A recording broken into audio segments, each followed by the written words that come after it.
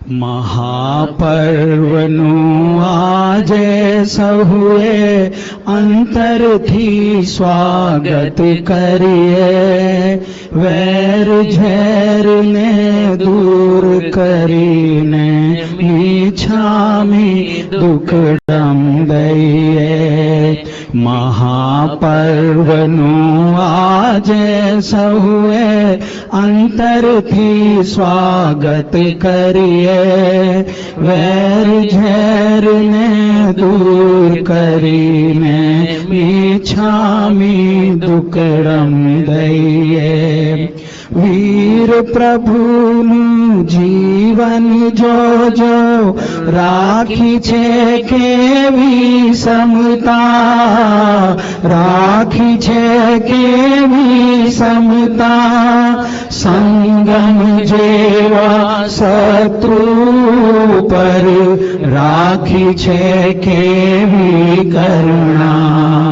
વારસદારો વીરના થઈને વેર ઝેરમાં ખારમીએ, વેર ઝેરને દૂર કરીને ઈચ્છામી દુઃખડમ દઈએ.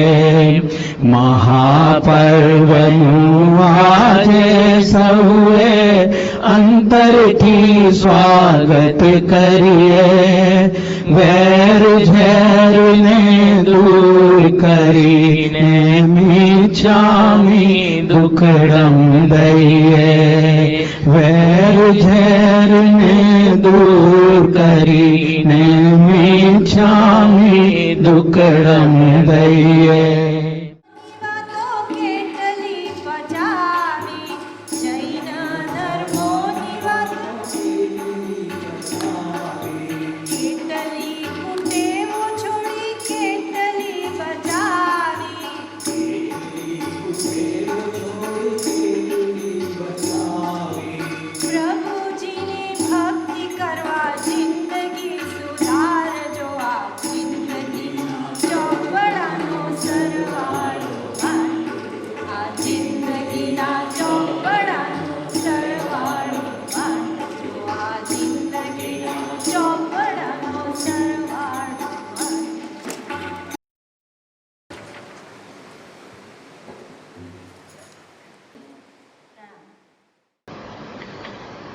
અનંત ઉપકારી ચરમ તીર્થપતિ શ્રમણ ભગવાન શ્રી મહાવીર સ્વામીના શાસનના પરમાર્થને પામેલા એવા શ્રી લક્ષ્મી સુરીશ્વરજી મહારાજ સાહેબ અષ્ટાંગિકાના વ્યાખ્યાનમાં પહેલે દિવસે 5 કર્તવ્યોની યાદી સૌ શ્રાવક શ્રાવિકાઓને આપી. ત્યારબાદ આગળ ફરી હજુ યાદ કરાવવા આપણને વાર્ષિક કર્તવ્યો યાદ કરાવે છે. વાર્ષિક કર્તવ્યો 11 છે અને તેની યાદી લક્ષ્મી સુરેશ્વરજી મહારાજ સાહેબ આપણને કરાવે છે. એ વાર્ષિક કર્તવ્યો આપણે બ્રોડલી સ્પીકિંગ દર્શનાચાર, જ્ઞાનાચાર, ચારિત્રાચાર અને અમુક કર્તવ્યો એવા છે કે જેમાં 5 આચારનો સમાવેશ થઈ જાય છે. સામાન્ય રીતે વીર્યાચાર એટલે શક્તિ ફોરવવી સારા માર્ગે. તો દર્શનમાં જે શક્તિ ફોરવીએ તે શું કહેવાય? એ પણ વીર્યાચાર છે, પણ દર્શનાચારમાં સમાઈ જાય. જ્ઞાનમાં જે શક્તિ ફોરવવી એ જ્ઞાનાચારની અંદર સમાઈ જાય. ચારિત્રાચારમાં અને તપાચારમાં જે શક્તિ ફોરવો એ બધી શેમાં સમાઈ જાય? એની અંતર્ગત જ. એટલે વીર્યાચારનું અલગ કોઈ સામાન્ય દાખલો જોઈતો હોય તો એ છે પ્રતિક્રમણ ઊભા કરવું. પ્રતિક્રમણ ચારિત્રાચાર છે, પણ ઊભા કરવું એ શું છે? વીર્યાચાર. કારણ કે વિશેષ શક્તિ એમાં ફોરવવાની છે. પછી ઊભા ખમાસણા આપવા બરાબર, પંચાંગ પ્રણિપાત બરોબર કરવું, એ બધું વીર્યાચારનું એક્ઝામ્પલ છે. હવે દર્શનાચાર સંબંધી કર્તવ્યો પહેલા જોઈએ. દર્શનાચાર એટલે શું? કે જેમાં આપણી જે જૈન ધર્મ પ્રત્યેની જે શ્રદ્ધા છે એ શ્રદ્ધા સાચી શ્રદ્ધા બની રહે અને એ દ્રઢ બને એના માટેના અમુક આપણને રિચ્યુઅલ્સ આપ્યા છે. Certain rituals purify your faith, certain increase your knowledge, certain increase your conduct. એટલે રાઈટ કોન્ડક્ટને જે વધારે એ ચારિત્રાચાર, જ્ઞાનને વધારે તે જ્ઞાનાચાર. દર્શન એટલે તમારી શ્રદ્ધામાં પૂર્તિ કરે, દર્શન શ્રદ્ધામાં પુષ્ટિ કરે, વધારે ન હોય તો લાવે. એવા જે રિચ્યુઅલ્સ બતાવ્યા છે પાછા આપણા કર્તવ્યો છે. We must do it. આપણી પાસે રાઈટ ફેથ હોય તો પણ કરવાના છે. It needs reinforcement every year. માટે પણ કરવાના છે અને ન હોય તો લાવવા માટે પણ કરવાના છે. એમાં સૌથી પહેલું હતું સંઘ પૂજન. સંઘ કોને કહેશો? તમારે અહીંયા સંઘ કહો છો તો મારે પૂછવું છે, સંઘ કોને કહેવાય? ચતુર્વિધ સંઘ હોય તો જ સંઘ. એટલે આ કર્તવ્ય ક્યાં થઈ શકે? It happens only in India. અહીંયા આ કર્તવ્ય તમારાથી શક્ય નથી. સાથે સાથે સંઘની વાત આવી છે તો મારે કહેવું છે કે ઘણા બધા આપણા જૈનના થોડા ઓફશૂટ્સ જેને કહેવાય એવા નીકળેલા છે જેમાં ચતુર્વિધ સંઘ નથી તો પણ લોકો એમાં જોડાય છે. હું તો નામ દઈને કહીશ કે શ્રીમદ રાજચંદ્રમાં જે બધા જાય છે એમને મારે પ્રશ્ન કરવો છે. ભગવાનની જ વાત છે એમ કહેતા હોય છે, વાત કહે છે ને, પણ મારો પ્રશ્ન જ છે, મારી કોઈ ક્રિટિસિઝમ નથી, પણ મારો એક પ્રશ્ન છે. ચતુર્વિધ સંઘ છે તમારામાં? દ્વિવિધ સંઘ તો કોઈ ભગવાને નહોતો સાપ્યો. આવા કોઈકે 6 પણ સંઘમાં 6 ફિરકા કર્યા છે. સાધુ, સાધ્વી, શ્રાવક, શ્રાવિકા અને શ્રમણ અને શ્રમણી. એને મારે પૂછવું છે, ભગવાન મહાવીર સ્વામીના પંથમાં 6 સંઘની સ્થાપના સાંભળી નથી. કોઈકમાં વળી 3 છે. એટલે ચેકઆઉટ.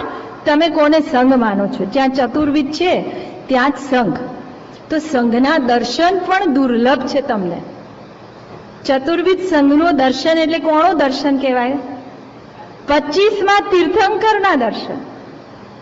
ભગવાન પણ ખબર છે આ 25માં તીર્થંકરને નમસ્કાર કરીને સમવસરણમાં પોતાના સિંહાસન પર બેસે છે એવી ખબર છે? શું બોલીને બેસે છે? નમો તિઠ્ઠસ્સ. નમસ્કરણીય છે, નમસ્કાર કરવા યોગ્ય છે. કોણ? આ સંઘ. આ સંઘની વાત જે ન માને એના માટે ભદ્રબાહુ સ્વામીએ એક વખત કહ્યું, આપણને વાર્તા આવશે જ, કે માને સમય નથી વાચના આપવાનો. ત્યારે સંઘે પ્રશ્ન કર્યો, જે સંઘની આજ્ઞાનું ઉલ્લંઘન કરે એને શું પ્રાયશ્ચિત આપવામાં આવે? સંઘે કહ્યું કે તમે સમય ફાળવો વાચના આપવા માટે. તો એમને રિફ્યુઝ કર્યું, મને સમય નથી.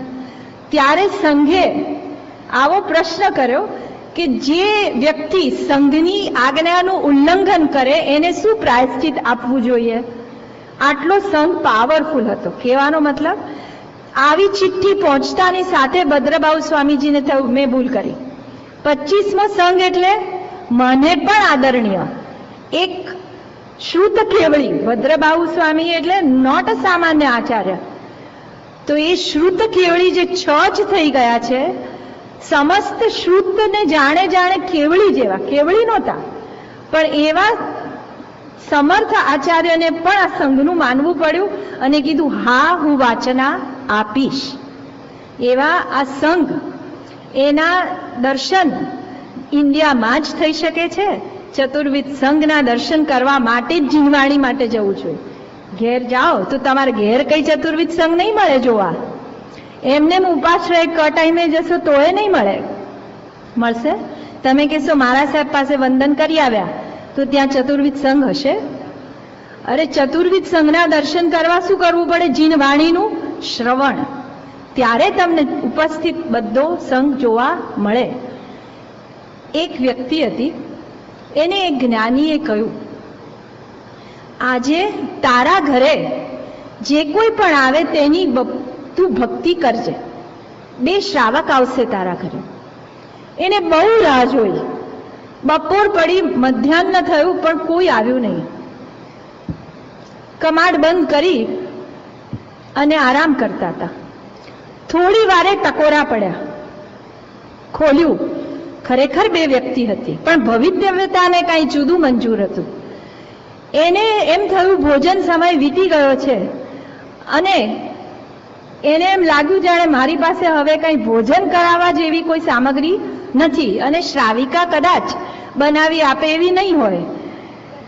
એટલા માટે એમને શું કહ્યું કે ભાઈ મને ક્ષમા કરજો, અત્યારના ભોજન વેળા નથી, માટે હું આપની ભક્તિ કરી શકું એમ નથી. એ ગયા. પછી એને બીજે દિવસે પાછા પેલા જ્ઞાનીને પૂછ્યું, આપ કહેતા હતા પણ એ વખતે મને ખ્યાલ ન રહ્યો અને એમને મેં જવા દીધા. તો કે છે, એક હતો તીર્થંકરનો જીવ અને એક હતો ગણધરનો જીવ. એવું આ ભાવનાથી આ સંઘની પૂજા કરવાની છે. કોણ? બધા સિદ્ધાત્મા તો છે જ, બરાબર. જ્યારે કોઈની સાથે ઝઘડો ને, કલહ કરો, એના પર ગુસ્સો કરો, એને કોઈ ખરાબ દ્રષ્ટિથી જુઓ, એની નિંદા કરો, ત્યારે તમારે આ એક વિચાર કરવા જેવો છે કે હું સિદ્ધની આશાતના કરું છું, ભાવિ સિદ્ધ. ભવિષ્યમાં કારણ બધા સિદ્ધ થવાના જ છે. જકારાત્મક કહું, કારણ કે બધા જ પાલીતાણા જઈ આવ્યા છો ને, પાલીતાણા જઈ આવેલા જ છો, માટે બધા ભાવિમાં ભવ્ય જ છે. મોક્ષે અવશ્ય જવાના જ છે. તો ભાવિ સિદ્ધ થયા ને. પ્રત્યેક આત્મા કેવો છે? સિદ્ધનો તો છે જ. Over and above, over and above તમે કોની આશાતના કદાચ કરતા હશો?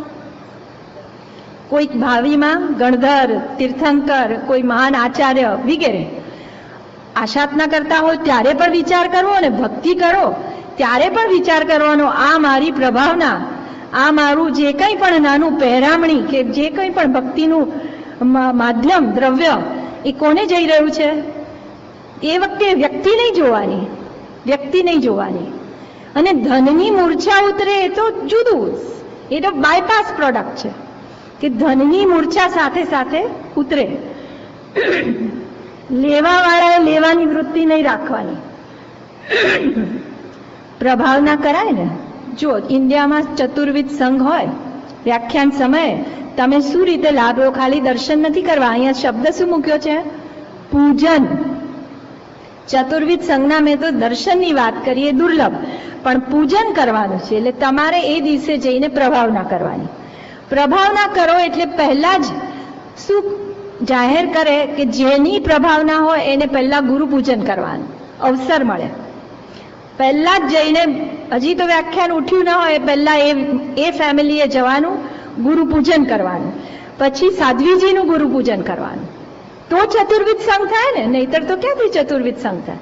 એ બંનેનું પૂજન થઈ જાય પછી બહાર જઈને બધાને દૂધનું પ્રક્ષાળન, દૂધથી પગ ધોયા છે,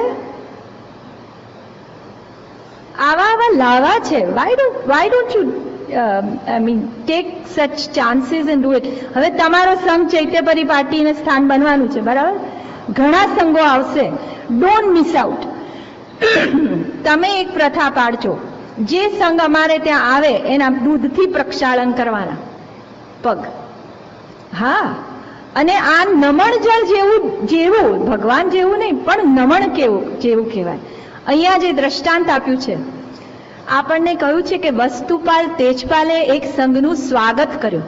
છરીપાળતો સંઘ હતો. ક્યાં જઈ રહ્યો હતો? પાલીતાણા.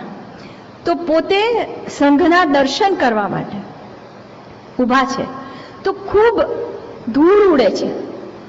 તો બધા જે એમના હિત ચિંતકો વગેરે કે છે તમે છે ને એક બાજુ પર આવી જાઓ, બહુ ધૂળ ઉડે છે.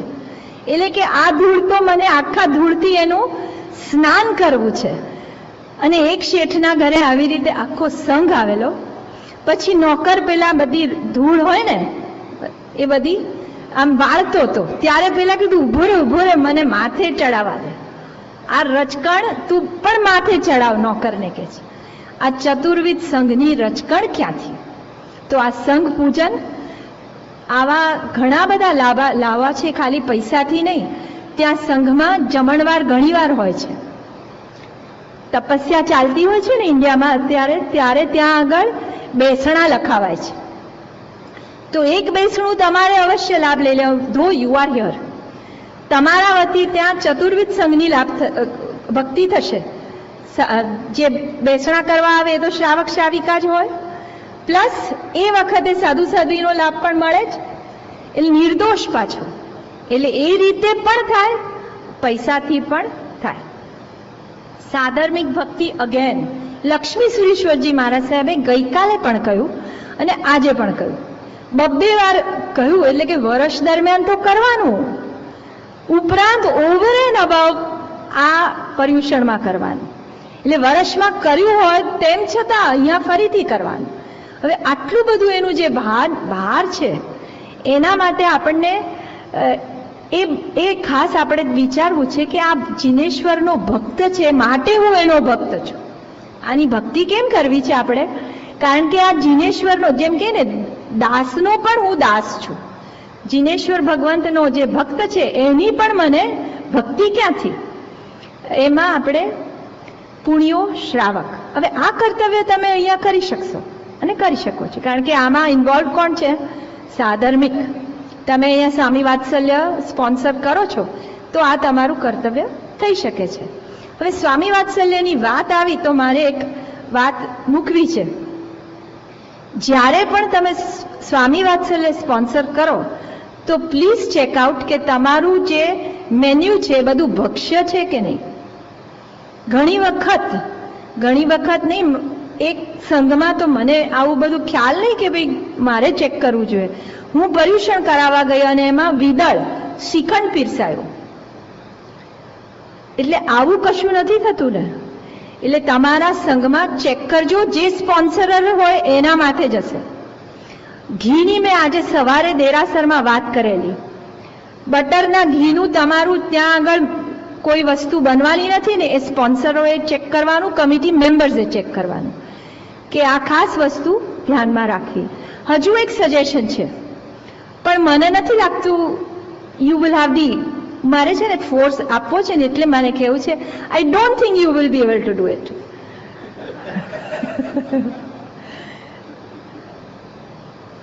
દરેક વ્યક્તિ ઘરેથી થાળી, વાડકી, ગ્લાસ લઈને આવો and bring your own napkin if you want two. પણ અહીંયા કશું જ પ્રોવાઈડ ન કરવું જોઈએ. ખરેખર આ અત્યારના બોમ્બેમાં થઈ રહ્યું છે. વરસી તપ કરી રહ્યા છે ગ્વાલેટેન્કમાં 600 જણાનો વરસી તપ થઈ રહ્યો છે. એવરીબડી બ્રિંગ્સ ધેર ઓન થાળી વાડકી. ટેબલ મેટ પણ પ્રભાવના વાળાએ બધું પહેલેથી આપી દીધું, આ તમારી થાળી. તો કામ નહીં, મને મારી દ્રષ્ટિ શું છે એ કહું, પેપર પ્લેટ્સ મને નથી જોઈતી. તમે તો કદાચ હેલ્પ હાયર કરીને ધોવડાવો પણ ખરા, માનો, but that's not what I want. આ પેપર પ્લેટ્સ ન જોઈએ, પેપર નેપકિન ન જોઈએ. નંબર 3 એઠું કોઈ મૂકશે નહીં, બરાબર? અને કદાચ રિન્સ કરીને લઈ જશે તો સમૂરચીમ જીવોની ઉત્પત્તિ નહીં થાય. આ બધી વસ્તુઓને ધ્યાનમાં રાખી અને પણ I don't think you can do it.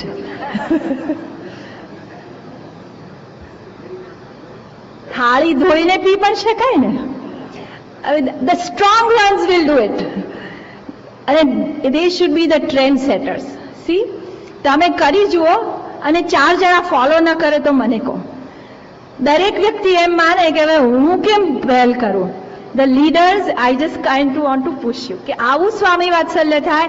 અને ન્યૂજર્સીમાં થાય તો કેટલા સંઘ ઉપર એની છાપ પડે, એના છાંટા ઉડે. So don't you want to lead America?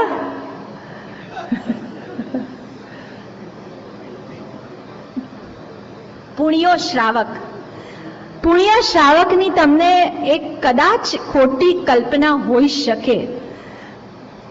ખોટી હોય તો સુધારી લેજો, આઈ એમ સોરી. એની પાસે પૈસા નતા એટલે એને એક દિવસ ઉપવાસ ને એક દિવસ બેસણું કરવાનું વિચાર કર્યો? ના, એ રૂની પૂણી તૈયાર કરતો હતો અને એટલો જ સમય કાઢે કે રૂની પૂણી વેચી જેટલા પૈસા આવે એમાં બંનેનું ગુજરાન ચાલે અને બાકીનો સમય એ ધર્મ આરાધનામાં કાઢતો હતો. વધારે સમય જો પૂણી કાંતવામાં કરે તો પછી ધર્મ આરાધના એટલી ઓછી થાય, માટે એને આ રીતે કરેલું. 2 જણા ખાય એટલી જ એમને આવક રાખેલી. પૈસો મેળવવા જેવો એવું માનવું એ મિથ્યાત્વ, એ મિથ્યાત્વનું પાપ લાગે. મેળવવા જેવો માનવો, મેળવવાનું મન થાય અને આપણે પ્રયત્ન કરીએ એ લોભનો નામનો પાપ થાય. 18 પાપ છે ને. અને હોવા છતાં ભેગું કરવાનું મન થાય તો પરિગ્રહ નામનો પાપ થાય. લેવા જેવો નથી. શ્રાવક, આ મારા સાહેબોના વાક્યો છે કે શ્રાવક પૈસો લેવા જવું પડે, કમાવા જવું પડે, એ પોતાનો પાપોદય માને તો એ શ્રાવક. પણ આજે પૈસો તો કમાવવો જ પડે ને, જવું જ પડે ને, આવું માને એ શું? મિથ્યાત્વ આવી જાય, સીધું પાપ. પૈસો પણ મેળવવા જેવો નથી, મેળવવો પડે છે. એવી જે મારે ક્લેરિફાય ધીસ કે મેળવવું મારે પડે છે કે મારો પાપો દય છે. તો એમાં અનીતિથી મેળવે તો બીજા ઘણા દોષો લાગે, પણ નીતિથી પણ પૈસો મેળવવા જેવો નથી. તો પુણ્યો શ્રાવકને આટલો સંતોષ. એમાં એક વખત મહાવીર સ્વામીના સમવસરણમાં એમને સાંભળ્યું સાધર્મિક ભક્તિનો મહિમા. હવે બંને જણા વિચાર કરે છે સાધર્મિક ભક્તિ તો કરવી છે, પણ કરવી છે તો પછી શું કરશું? આવક વધારીએ, આવક વધારીએ તો ત્રીજાને જમાડીએ. તો કે ના, એનો રસ્તો એમની પત્ની ધ હોમ મિનિસ્ટર, એને વિચાર્યું કે ના, આવો રસ્તો કાઢીએ. એક દિવસ તમે ઉપવાસ કરો, એક દિવસ હું કરું. આ એમને કરેલી સાધર્મિક ભક્તિ.